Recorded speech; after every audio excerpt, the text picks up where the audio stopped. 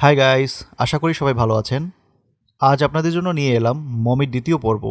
আপনি যদি প্রথম পর্ব না দেখে থাকেন তাহলে এখান থেকে দেখে নিতে পারেন, না হলে গল্পটি পুরোপুরি বুঝতে পারবেন না। শুরু হচ্ছে মমির দ্বিতীয় পর্ব।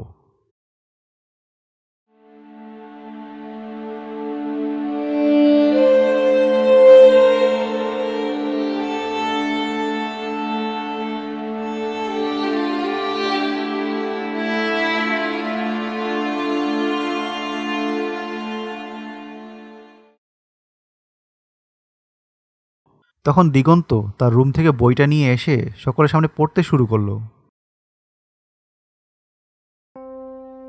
বইটা 3 শতকের।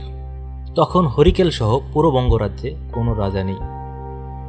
সকল এলাকা স্থানীয় জমিদাররা শাসন করে। এমনই আমাদের হরিকেলের জমিদার হলেন হাবিল বাদশাহ। আর আমি তার এক গোলাম, তার কাহিনী লিখে যাচ্ছি। তখন তিনি বাদশাহ নন, শুধু হাবিল, সকলে তাই বলে। তিনি ছিলেন ক্ষমতা পাগল। তিনি সকলকে সাহায্য করলেও তিনি ক্ষমতার জন্য সকল কিছু ছাড়িয়ে যেতে পারেন। যেহেতু বঙ্গদেশ এখন রাজা শূন্য, তাই সকলে রাজা হওয়ার জন্য যুদ্ধ বিগ্রহ করছে। কিন্তু আমাদের হরিকেলে তত অস্ত্র আর সৈনিক নেই বলে আমরা যুদ্ধে অংশগ্রহণ করি না। আমাদের জমিদার বাড়িতে একবার এক ভূতের উৎপত্তি হলো, না জানি কোথা থেকে এলো। তখন হাবিল হুজুর অনেক খোঁজাখুঁজি করে একটা তান্ত্রিক জোগাড় করলেন। সে নাকি এই এলাকার সবচেয়ে বড় তান্ত্রিক। সকলের সাথে আমিও দেখতে গিয়েছি। তিনি কিছুক্ষণের মধ্যে ভূত তাড়িয়ে বেরিয়ে চলে গেলেন, আমরাও চলে গেলাম। আমি রাজবাড়ির সামান্য কর্মচারী। দিনরাত প্রায় সবসময় ওখানে থাকতে হয়। আমার বাবাও তন্ত্রবিদ্যা জানেন, আমিও কিছুটা জানি। প্রথমে যা লেখা তা একটা মন্ত্র। পড়তে পড়তে সকাল হয়ে গেল, কেননা এটা প্রাচীন বই, বোঝা যায় না, বুঝে বুঝে পড়তে হয়। সকালবেলা সকলে আবার বিছানায় ফিরে গেল। রাত্রে মাত্র কয়েক ঘন্টা ঘুমিয়েছে, তাই সকলে আবার ঘুমাতে গেল।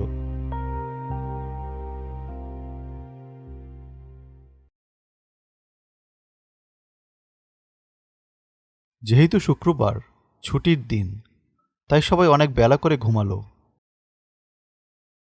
তারপর খেয়ে নিয়ে আবার বই পড়তে বসলো।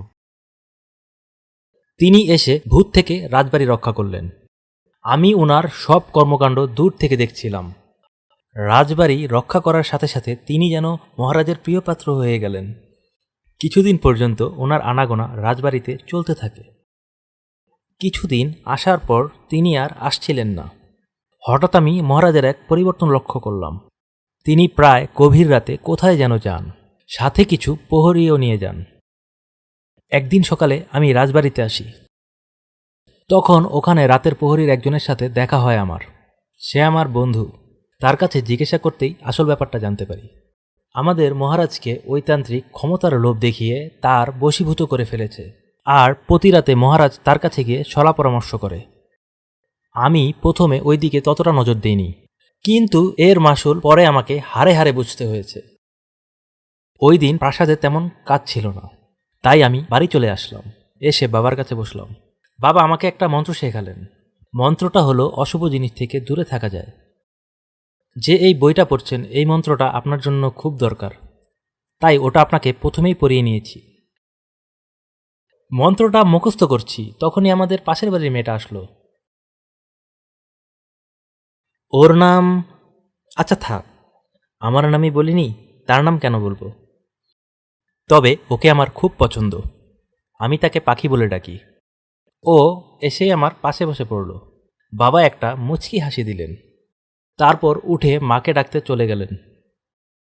আরেকটা কথা, আমার এই পাখিটার সাথেই আমার বিয়ে হবে আমাবস্যা কেটে গেলে। বাবা চলে গেলে সে আমাকে বলল তাদের বাড়ির পেছনে আম গাছটাতে কাঁচা আম ধরেছে, তা সে খাবে।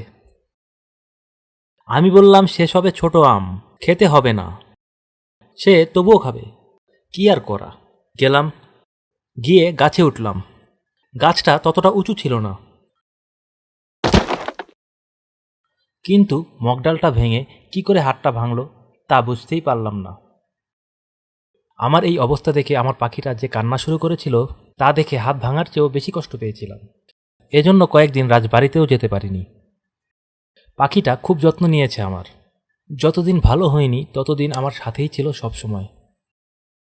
তার এমন সেবায় কয়েকদিনেই ঠিক হয়ে গেলাম।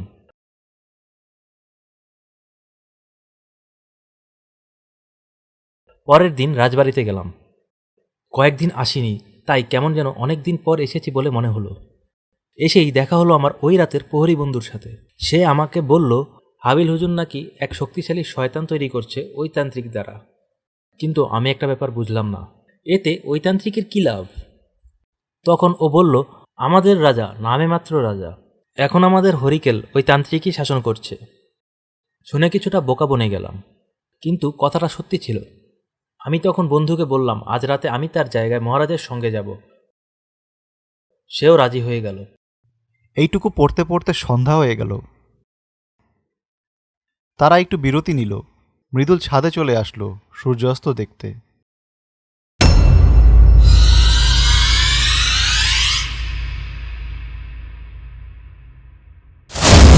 এবং ঠিক তখনই তার পেছন থেকে কোনো কিছু একটা দ্রুত গতিতে সরে গেল। সে দ্রুত নিচে নেমে এলো মমিটা দেখার জন্য। না, মমিটা ঠিক আছে। সে ঘটনাটা সবাইকে বলল। আকাশ বলল, হোক না হোক, জুজুটা নিশ্চয়ই মমিটা নিতে এসেছিল।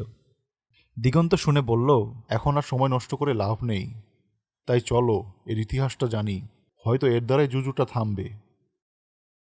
দিগন্ত আবার বইটা পড়তে শুরু করলো। ওই দিন রাতে গেলাম মহারাজের সাথে।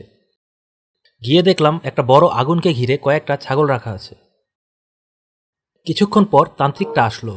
এসেই মহারাজকে বলল, হাবিল, তোর জুজু প্রস্তুত, তবে এর জন্য প্রচুর স্বর্ণ লাগবে, যাতে জুজু শক্ত হয়। আমার বাড়িতে প্রচুর সোনা আছে, ওগুলো নিয়ে আসতে বলি? না, যেহেতু কালো জাদু দ্বারা এই শয়তান তৈরি হচ্ছে, তাই লুটপাটের স্বর্ণ লাগবে। এই তো আমাদের সুখের রাজত্বে আগুন লাগলো। ওই দিন থেকে শুরু হয় প্রজাদের উপর অত্যাচার। আমি বাড়িতে গিয়ে আগেভাগেই আমাদের 2 ঘরের সোনার ব্যবস্থা করে নিলাম। সৈনিকদের নিজেদের বাড়িতেই এই অবস্থা, তাহলে চিন্তা করুন সাধারণ মানুষের কেমন অবস্থা। যে দিচ্ছে না তার বাড়িতে আগুন লাগিয়ে দেওয়া হচ্ছে। আমাদের সৈনিকরা এত নির্দয় না যে কারো বাড়িতে আগুন লাগিয়ে দেবে বা কাউকে বল্লমের খোঁচায় মেরে ফেলবে, কিন্তু ওই লোভী রাজার সাথে থাকতো বলে এই নির্মম নির্দয়ের কাজটা করতে হতো।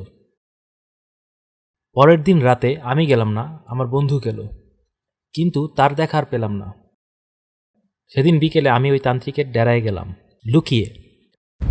গিয়ে দেখলাম কয়েকটা মুন্ডু পরে আছে আর কিছু দূরেই হার পরে আছে। মুন্ডুগুলো ভালোভাবেই দেখতে পেলাম, একটা আমার বন্ধু, কিন্তু কয়েকটা অচেনা মুখ। কাল এদের নিয়ে মারা হয়েছে। আমার ভাগ্য সত্যিই ভালো ছিল, কাল রাতে আসিনি। আসলে হয়তো এদের মতো পড়ে থাকতে হতো দেহহীন হয়ে। তারপর আমি বাড়িতে গেলাম, গিয়ে বাবাকে সব বললাম। ওই দিন বাবার সাথে আর কথা হলো না। বাইরে বেরুতেই আমি আমার সৈনিক সাথীদের দেখলাম, সাথে মহারাজ। আমাকে দেখে এক সৈনিক দূরে সরে যেতে বলল, ইশারায় বলছে পালাতে। বুঝতে পারলাম না কেন, তবুও পালালাম। কিছুক্ষণ পর প্রায় সন্ধ্যা হয়ে গেছে। তখন সৈনিক আসলো আমাদের বাসায়। এটা সেই সৈনিক যে আমাকে ইশারা দিয়ে সরে যেতে বলেছিল, আর এর সাথে আমি ওই তান্ত্রিকের ডেরায় গিয়েছিলাম। কিন্তু সরে যেতে বলেছিল কেন? জিজ্ঞেস করার আগেই সে বলল, মহারাজ এক নিষ্ঠুর খেলায় মেতেছেন। কিছুদিন আগেই লুটপাট, এবার বলিষ্ঠ লোকদের উঠিয়ে নিয়ে যাচ্ছেন। তুমি বলিষ্ঠ বলে সরে যেতে বলেছিলাম, কিন্তু তুমিও যে সৈনিক তা কাছে এসে বুঝতে পেরেছি।